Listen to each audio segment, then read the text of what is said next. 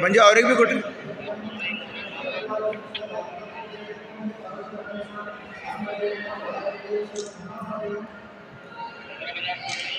महाशिवरात्रीनिमित्त तपस्वी मंदिर अक्कलकोट रोड या ठिकाणी सर्व भाविक दर्शनासाठी येत आहेत.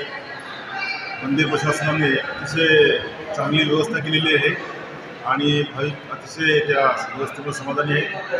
आमचा या ठिकाणी पोलीस बंदोबस्त आहे. सर्व भाविकांना महाशिवरात्रीच्या शुभेच्छा.